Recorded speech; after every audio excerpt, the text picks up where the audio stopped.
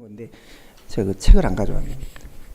가끔은 제정신이라는 책이 있어요. 가끔은 제정신. 항상 사람들이 착각을 하고 살기 때문에, 그러니까 자기만 대통령이 돼야 된다는 착각, 자기는 절대 착각하지 않는다는 착각, 배우자가 자기를 사랑할 거라는 착각, 착각 속에 사는데요.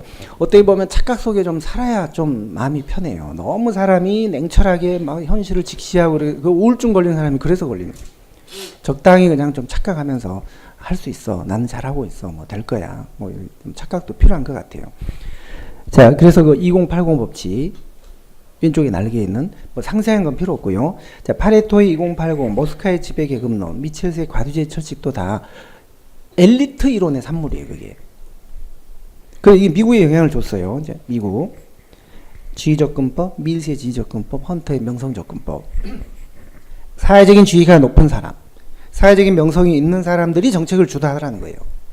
이거를 밀스와 헌터가 실증적으로 연구를 했습니다. 미국 사회도 다원주의인 줄 알았더니, 이건 줄 알았더니 상당히 엘리트 사회 성격이 좀 강하다 해서 다원론으로부터 이제 집중 비판을 받았죠. 밀스가 권력이란 능력에서 나오는 게 아니라 사회적 지위에서 나온다라고 했어요. 자, 능력에서 나오는 게 아니라 써야죠. 그런 거는요. 능력 X. 사회적 지위에서 나오며 군산 복합체 이런 사람들이 군산 복합 엘리트들이 정책을 다 끌고 나가더라. 그 다음에 이제 헌터는 또 말만 좀 바꿨어요. 사회적인 명성이 있는 소수 엘리트들이 사회를 끌고 나가더라. 그래서 아틀란타 실 오른쪽에 날개 보시면요. 207쪽이에요. 뭐 상세하게 보실 필요는 없는데 쭉 보시면 거기 뭐 아틀란타 얘기도 나오고요. 아틀란타라는 말은 안 나오나요? 아, 나오네. 한 8번째 줄. 조지아주에 있는 그 아틀란타 시가 있잖아요. 거기 도시의 정책을 누가 끌고 나가는 걸 보니까 엘리트들이 끌고 나가는데 대부분 기업 엘리트들이라는 거예요.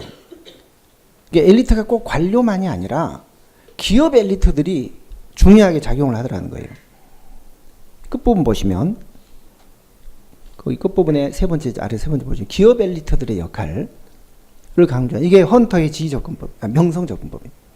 그래서 밀스는 지위를 강조했고 헌터는 명성을 강조했는데 유럽의 엘리트 초창기 엘리트론이 주로 정치 엘리트의 역할을 강조했다면 요 사람들은요 기업 엘리트들의 역할을 강조했어요. 정치 엘리트가 아니에요. 엘리트가 종류가 많아요. 기업 엘리트, 군부 엘리트, 뭐 정치 엘리트, 관료 엘리트 이렇게 있는데 엘리트가 종류가요. 엘리트가 정치 엘리트, 기업 엘리트, 군부 엘리트, 그다음에 행정 엘리트, 이건 관료죠. 그런데 여기 그 밀스 같은 경우는 이 엘리트들의 복합체가 영향을 미친다고 했고, 그다음에 헌터 같은 경우는 이 기업 엘리트의 역할이 특히 중요하다고 했죠. 기업 엘리트. 그래서 밀스는 지위고 헌터는 명성이니까 이걸 또 바꾸어서 내는 경우도 있었습니다. 그래서 좀 유치합니다만 밀지 헌명 이렇게 기억을 해주죠. 밀지 헌명. 밀스는 지휘접근법, 헌터는 명성접근법. 혼잡한 지하철 탈 때 밀지 않는 게 현명이에요. 밀지 현명. 밀지 현명. 혼잡한 데서 밀지 않는 게 현명합니다. 밀지 현명. 밀지 현명. 특히 명성접근법은 요 아틀란타 시라는 도시 지역 단위.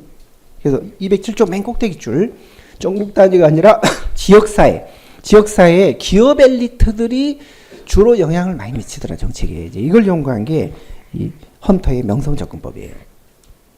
미국 사회도 의외로 엘리트 사회다. 다원주의가 아니라 엘리트 사회다. 이런 이제 주장을 했거든요. 그러니까 오른쪽에 이번에 다원론에서 이제 반발이 생긴 거예요. 다시. 다원론도 크게 두 가지가 있습니다. 미국의 초창기 때 고전적 다원주의가 있고요. 그 다음에 다음 쪽에 보시면 맨 꼭대기 로버트 달의 다원론이 있고, 네, 또 신다원론도 있어요. 209쪽에 맨 아래 신다원론. 초창기 때 고전적 다원주의가 있고, 그 다음에 로버트 달의 다원론이 있고, 그 다음에 신다원주의가 있어요. 다원론도 세 가지 계열이 있어요. 고전적 다원주의, 자, 로버트 달의 다원주의, 신다원주의. 이건 다 다원주의는 미국에서 생긴 거거든요. 207조 고전적 다원주의를 보겠습니다. 일명 이익집단론이라고 해요. 그러니까 이익집단이 모든 걸 다 하더라는 거죠. 국가는 역할을 못하고 이익집단이 모든 걸 다 하더라. 그게 이제 세 번째 줄. 벤트리와 투르만이 이 처음에 다원주의를 제창을 했습니다. 벤틀리와 트루만. 이 사람들은 알고 계십시오. 벤틀리와 트루만. 그런데 그 이익집단론의 초창기 때 요거에 대한 반론이 있었어요. 와이드에 보시면. 그게 이익집단 자유주의 같은 거였거든요. 이익집단 자유주의. 뭐냐면 이익집단에만 다 모든 걸 맡기고 정부는 빠지면 이게 액티브 소사이어티, 설치는 소수가 막 설쳐가지고 이상한 대로 정책이 결정될 수 있다. 그럼 시장이 실패한다. 정부가 결국 개입하게 될 거 아니냐. 그래서 그 이익집단론을 이제 좀 우려하는 그런 목소리를 냈는데 이게 이익집단 자유주의예요. 그러자 그 위에 벤틀리와 트루만이 아이고 쓸데없는 걱정하지 마세요. 문제 없습니다라고 반론을 폈는데 그게 동그라미 1번, 2번 잠재익 집단론하고 중보회원론. 설치는 소수의 말만 듣는 게 아니라 항상 정책은 잠재 집단, 조용히 말없이 조용한 그런 잠재 집단의 이익도 생각을 하면서 결정을 다 한다는 거예요. 설치는 소수에 좌우되지 않는다는 거예요. 그게 잠재익 집단론이고 또 하나는 중복이혼 이론은 이익 집단이라는 게 하나가 있는 게 아니라 수없이 많기 때문에 이 중복 소속이 된다는 거예요. 한 사람이 한 가족의 구성원들이 여러 집단에 중복 소속이 된다는 거예요. 예를 들어 의사협회, 약사협회가 막 싸운다. 그런데 남편은 의사고 부인은 약사예요. 그러면 그게 어느 한 집단의 이익만 극대화될 수가 없다는 거죠. 그 집 안에서 그냥 자율적으로 다 조정이 된다는 거예요. 의사 입장도 약사 입장도 다 대변이 된다는 거예요. 그래서 여러 이익 집단의 한 사람이 중복 소속이 되어 있기 때문에 어느 한 집단의 이익만 극대화될 수 없다. 결국 이익 집단에 맡겨놓으면 정부는 빠져도 맡겨놓으면 다 좋은 정책이 만들어진다. 이게 이익 집단론이에요. 그 아래 특징을 보시면 동그라미 2번, 동그라미 2번. 여러 이익 집단은 정부에 다 동등한 접근 기회를 갖고 있다. 동등한 접근 기회. 동등한. 뭐 힘이 작든 크든 간에 영향력의 차이는 있지만 접근은 다 할 수 있다는 거죠.